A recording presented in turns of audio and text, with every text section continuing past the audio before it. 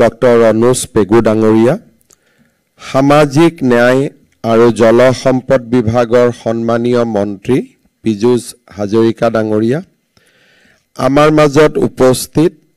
উদ্যমিতা বিভাগৰ আয়ুক্ত সচিব শ্ৰী জ্ঞানেন্দ্ৰ দেৱ ত্ৰিপাঠী ডাঙৰীয়া,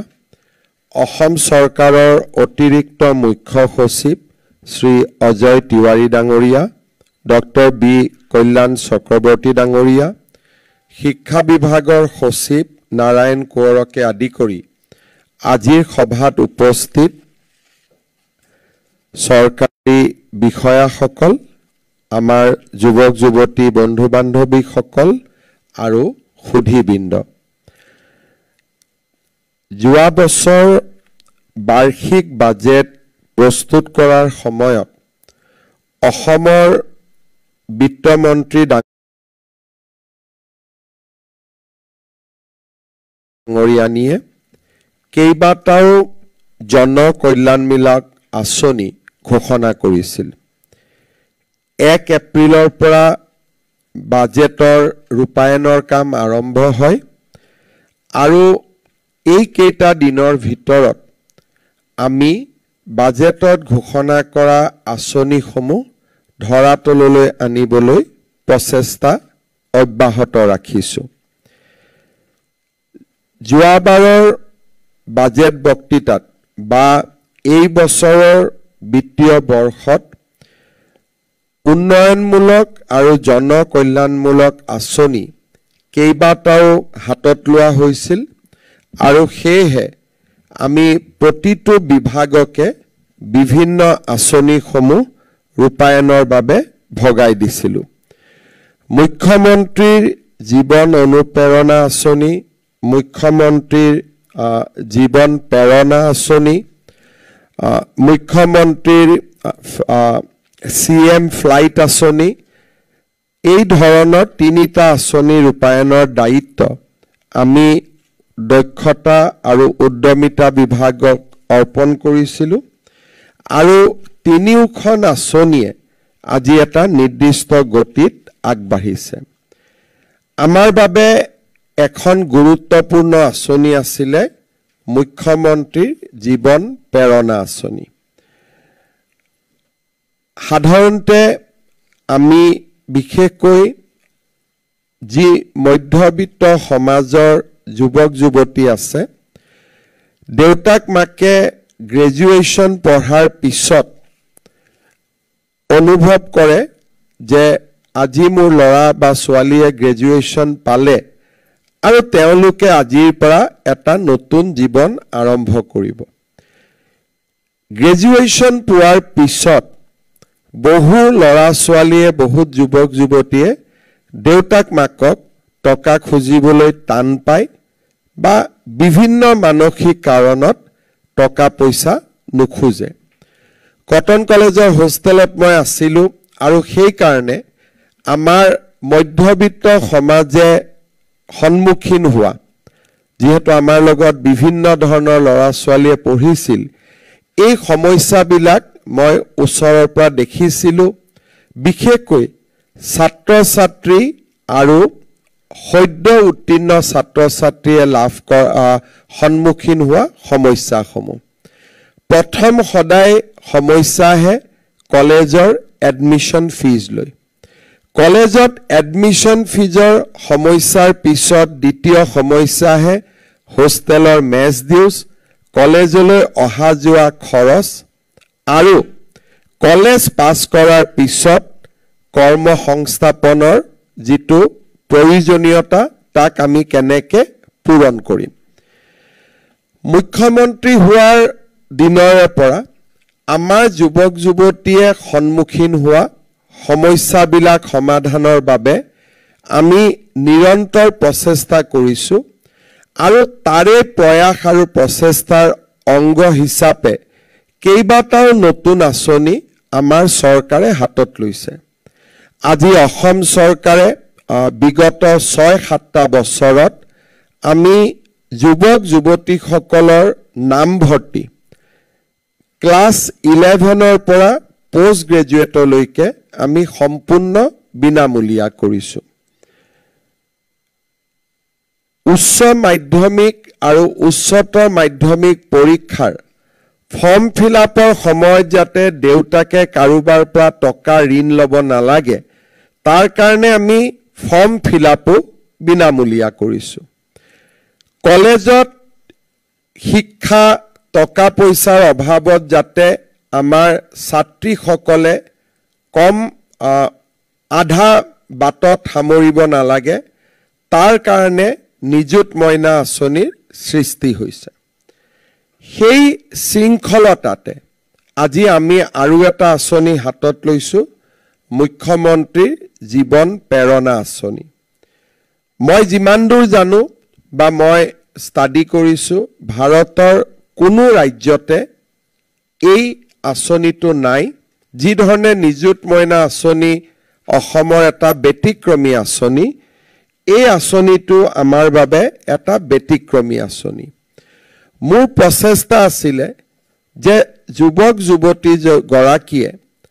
আজি ডিগ্ৰী পাছ কৰাৰ লগে লগে দেউতাক মাকে এটা মানসিকভাৱে যুৱক যুৱতীজনে এটা সিদ্ধান্ত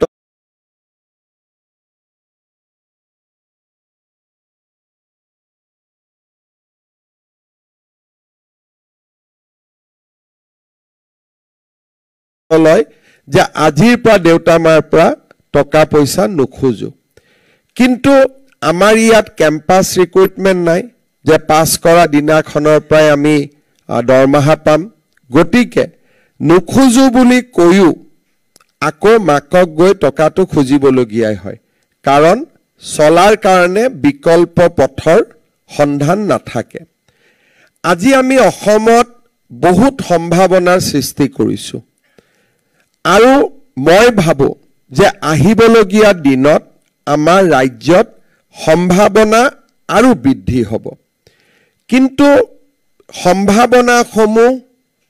নিজৰ জীৱনৰ লগত খাপ খোৱাকৈ তাক বিচাৰি উলিওৱা, তাৰ বাবে নিজক প্ৰস্তুত কৰাৰ বাবে অন্ততঃ এটা বছৰ আমাক সময় লাগে। আৰু সেইকাৰণে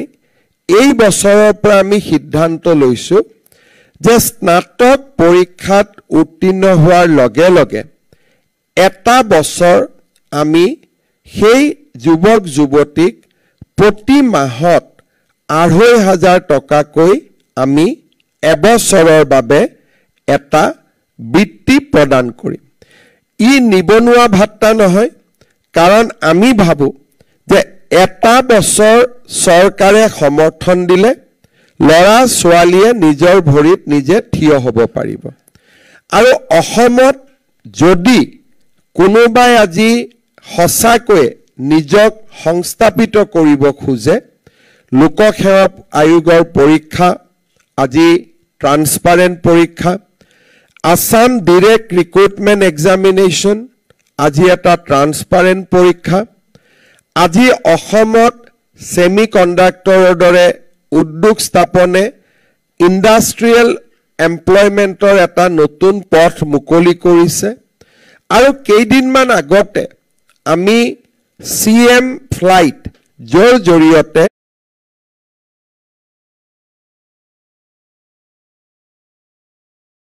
ফৰেন লেংগুৱেজৰ শিক্ষাৰ জৰিয়তে জাপান, সাউথ কোৰিয়া, ছিংগাপুৰতো আমি নিয়োগৰ এখন নতুন বজাৰ আমি সৃষ্টি কৰিব বিচাৰিছোঁ। সমান্তৰালভাৱে আমাৰ দেশৰ উন্নয়নৰ লগত খাপ খুৱাই ৰাজ্যৰ বাহিৰতো কৰ্মসংস্থাপনৰ ব্যৱস্থা নিশ্চিতভাৱে আগতকৈ আজি বহুখিনি আগবাঢ়িছে। মুখ্যমন্ত্ৰীৰ আত্মনিৰ্ভৰ আঁচনিৰ দৰে আঁচনিৰ জৰিয়তে আমি আত্মসংস্থাপনৰ সুবিধা দিওঁ। প্ৰধানমন্ত্ৰীয়ে মুদ্ৰাৰ দৰে আঁচনিৰ জৰিয়তে উদ্যমিতাক সাৱটি ল'ব বিচৰা ল'ৰা ছোৱালীৰ কাৰণে উইদাউট মৰ্টগেজ বেংকত লোনৰ ব্যৱস্থা কৰিছে। ৰাজ্য চৰকাৰে ২ লাখৰ পৰা ৫ লাখ টকালৈকে আৰ্থিক অনুদানৰ ব্যৱস্থা আৰম্ভ কৰিছে। আৰু ষ্টাৰ্টআপ ইনোভেশ্যনতো আজি আমাৰ ল'ৰা ছোৱালী জড়িত হৈছে। মই বিশ্বাস কৰোঁ যে এই এটা বছৰৰ আৰ্থিক সাপোৰ্টে বা অৰ্থনৈতিক সাপোৰ্টে প্ৰত্যেকগৰাকী যুৱক যুৱতীক এটা সুস্থিৰ সিদ্ধান্ত লোৱাত সহায় কৰিব নহলে আউট অফ ডেসপাৰেশন কেতিয়াবা আমি যত আমাৰ এক প্ৰকাৰ ক'ব গ'লে যত আমি যাব খুজো সময় লাগে সেই সময়খিনি নোপোৱাৰ কাৰণে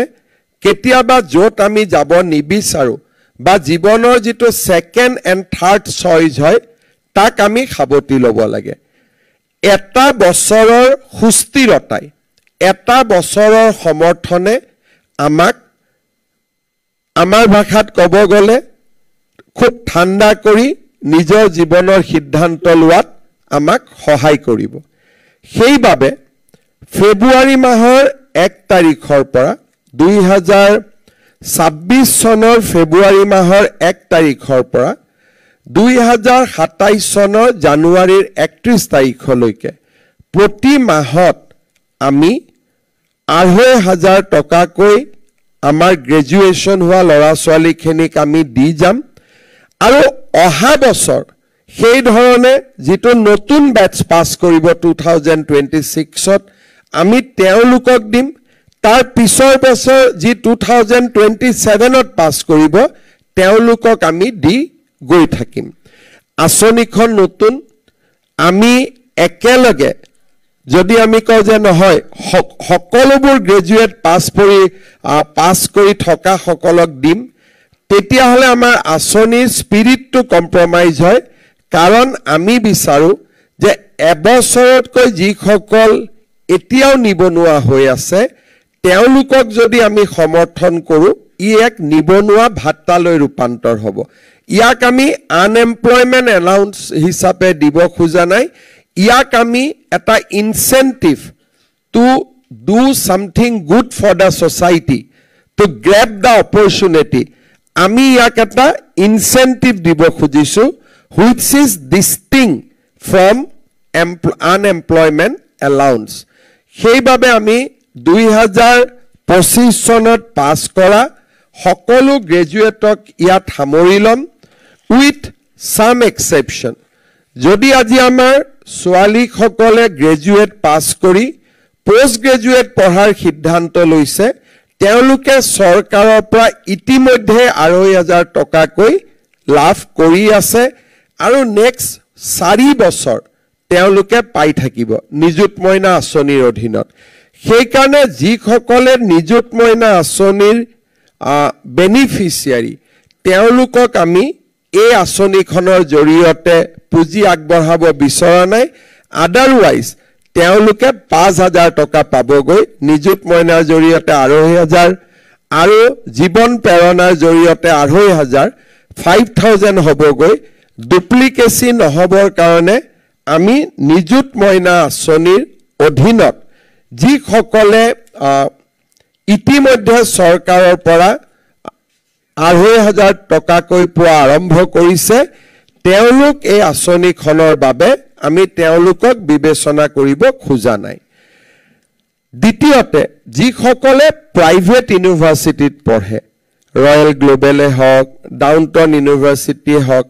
আমি বৰ্তমান ধৰি লৈছো যে তেওঁলোকৰ পিতৃ মাতৃৰ এটা আৰ্থিক স্থিতি আছে লৰা ছোৱালীক সহায় কৰিবৰ বাবে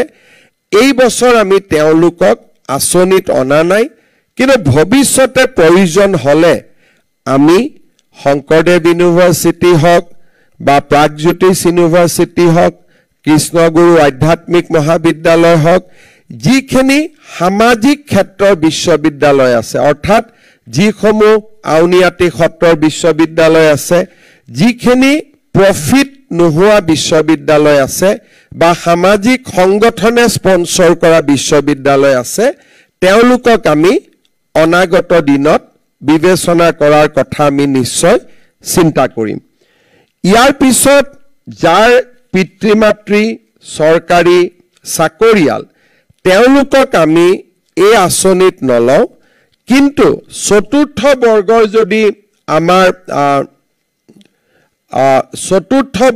যদি আমাৰ পিতৃ যদি চতুৰ্থ বৰ্গৰ কৰ্মচাৰী হয় তেতিয়াহ'লে তেওঁক আমি এই আঁচনিত বিবেচনা কৰিম যাতে আমাৰ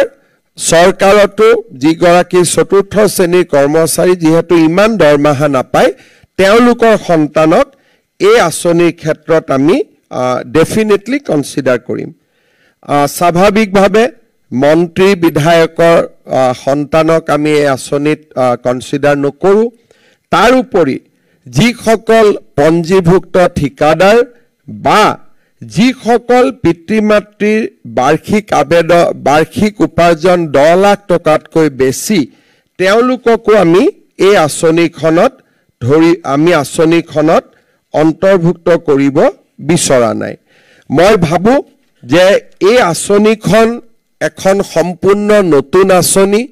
কোনো ৰাজ্যত কেতিয়াও প্ৰণয়ন নকৰা এখন নতুন আঁচনি ই আমাৰ ছাত্ৰ ছাত্ৰী যুৱক যুৱতীসকলক এটা আশাৰ প্ৰেৰণা যোগাব আঁচনিখন যে খুব প্ৰয়োজনীয় তাক মই কেনেকৈ অনুভৱ কৰিছোঁ যোৱা মাহত মই যেতিয়া বিটিসি ইলেকশ্যনত ব্যস্ত আছিলোঁ বা আজি যোৱা কেইটামান দিনতো মই যেতিয়াই ৰাজহুৱা সভা কৰিব গৈছোঁ কোনোবাজন নহয় কোনোবা যুৱকে মোক আহি সুধিছে যে ছাৰ জীৱন প্ৰেৰণা আঁচনিখন কেতিয়া লঞ্চ কৰিব তাৰ মানে এই আঁচনিখন ইতিমধ্যে লঞ্চ নকৰাৰ আগতেই ই জনপ্ৰিয় হৈছে আৰু আমি কথা পাতি থাকোঁতে 8খন এপ্লিকেশ্যন আহিয়ে গৈছে অলৰেডি পোৰ্টেলত 8খন এপ্লিকেশ্যন আহি জমা হৈছে জাষ্ট পোৰ্টেলটো মুকলি কৰি দিয়াৰ লগে লগে মই ভাবো এতিয়া হয়তো আৰু কেইটামান বাঢ়ি গ'ল আৰু নাও ইট ইজ 27 তো 27 জনে ইতিমধ্যে আবেদন কৰিছে তাৰ মানে আমি বুজি পাওঁ যে এই আঁচনিখনৰ কিমান প্ৰয়োজনীয়তা আছিল কিছুমান আঁচনি চৰকাৰে ভোটৰ কাৰণে দিয়ে যে এই আঁচনি দিলে আমি ভোট পাম কিন্তু কিছুমান আঁচনি আউট অফ নেচেচিটি জন্ম হয় যে ই প্ৰয়োজন আৰু এই আঁচনিখন নহ'লে আমি চলিব নোৱাৰিম এই ধৰণৰ মই ভাবো যে ইন ডেইজ টু কাম এই আঁচনিখন এটা নেচেচিটিলৈ ৰূপান্তৰ হ'ব কাৰণ গ্ৰেজুৱেট পাছ কৰাৰ পিছত ল'ৰা ছোৱালীয়ে দেউতাকক টকা পইচা খুজিব খুব টান পায় আৰু আমি যিহেতু সকলোৱে সেই ফেজটোৰ মাজেৰে আহিছোঁ সো আমি তাক অনুভৱ কৰিব পাৰোঁ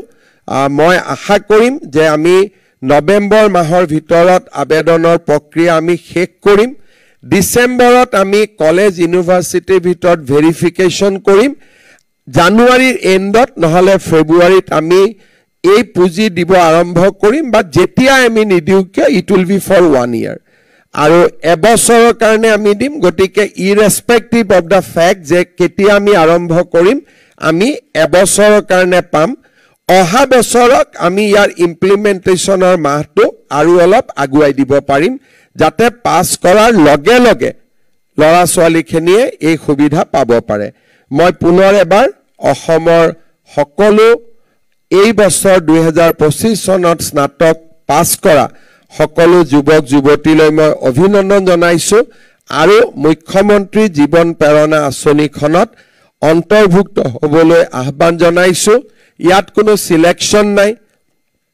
যে অমুকক দিম তমুকক দিম it is a universal scheme exclusion ক্ৰাইটেৰিয়াখিনিক বাদ দি বাকি আমি সকলোকে আঁচনিখনত ল'ম অসমৰ বাহিৰত যদি কোনোবাই আজি কাম কৰি পঢ়িব গৈছে বা দিল্লীত থাকি আইএছৰ কাৰণে প্ৰিপেয়াৰ কৰিছে কৰবাত থাকি ইণ্টাৰভিউৰ কাৰণে প্ৰিপেয়াৰ কৰি আছে অসমত নাথাকিলেও অসমৰ বিশ্ববিদ্যালয়ৰ পৰা যদি তেওঁলোকে ডিগ্ৰী পাছ কৰিছে 2025ত তেওঁলোকেও ইয়াত আবেদন কৰিব পাৰিব সকলোকে আকৌ এবাৰ অভিনন্দন জনাই মই মোৰ বক্তব্যৰ সামৰণি মাৰিছোঁ ধন্যবাদ জয় হিন্দ বন্দে মাতৰম